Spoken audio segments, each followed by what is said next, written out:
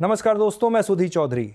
तो क्या कभी आपने सोचा है कि दुनिया की सबसे खतरनाक मिसाइलों में से एक ब्रह्मोस के लिए भारत और रूस दोनों इतने चौकन्ने क्यों रहते हैं? चलिए आज उसी कहानी का पन्ना खोलते हैं जो आपको रोमांचित भी करेगी और गर्व से सिर ऊंचा करने पर मजबूर भी कर देगी।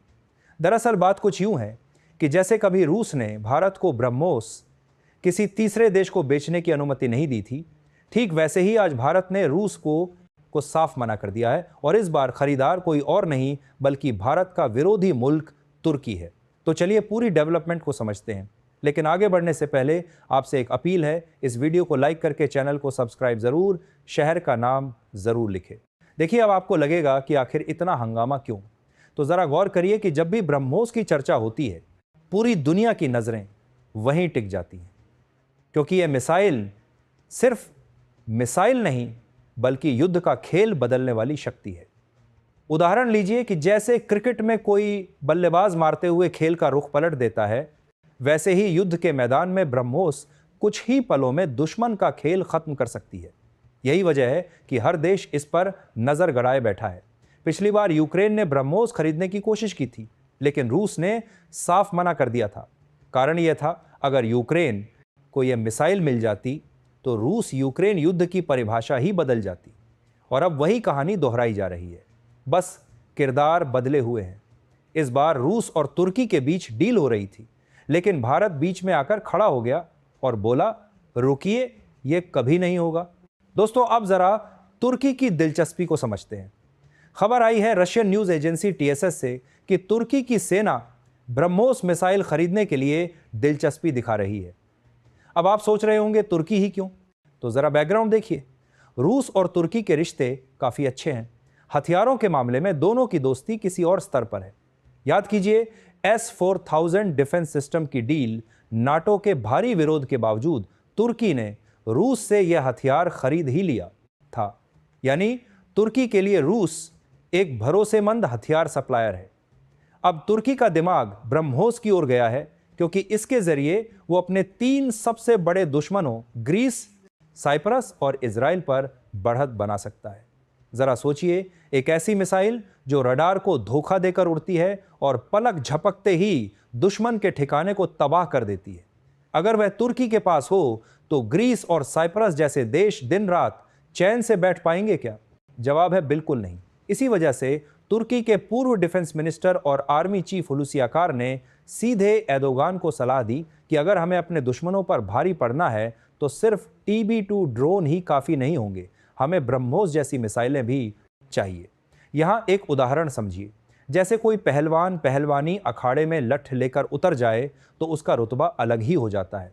वैसे ही तुर्की सोच रहा है कि TB2 ड्रोन प्लस ब्रह्मोस का कॉम्बिनेशन उसके हाथ में आ जाए तो वह इलाके का सबसे बड़ा खिलाड़ी बन जाएगा। लेकिन दिक्कत यह है कि तुर्की सीधे भारत से तो मांग नहीं सकता, क्योंकि भारत और तुर्की के रिश्ते वैसे ही तल्ख हैं। तुर्की हमेशा पाकिस्तान का साथ देता है, भारत के खिलाफ बोलता है, कश्मीर मुद्दे पर हमें ललकारता है। ऐसे देश को भारत अपनी शान यानी ब्रह्मोस क्यों देगा? इसलिए तुर्की का आइडिया था कि रूस के जरिए ब्रह्मोस हासिल करो, क्योंकि रूस तुर्की दोस्त हैं और रूस पहले भी तुर्की को हथियार देता आया है। तुर्की को लगा कि अगर एर्दोगान पुतिन से बात करेंगे तो शायद रूस हाँ कर देगा और रूस के आगे भारत की चलती भी क्या है। यही सोचकर तुर्की को लगा कि उसकी डील पक्की है। लेकिन यहां भारत ने अपना वीटो, जैसे UN में कोई ताकतवर देश वीटो पावर का इस्तेमाल करके डील रोक देता है, वैसे ही भारत ने साफ साफ बोल दिया, तुर्की को ब्रह्मोस देना नामुमकिन है। भारत ने सीधे तौर पर कहा कि ब्रह्मोस कोई आम हथियार नहीं है, यह दुनिया की सबसे जटिल और अनबीटेबल मिसाइल है। इसे गिराना लगभग नामुमकिन है और यही वजह है कि कई देश इसकी जासूसी करने तक से बाज नहीं आते। अब आप खुद सोचिए, ऐसा हथियार अगर दुश्मन के हाथ लग जाए तो भारत के लिए खतरा बढ़ेगा या घटेगा?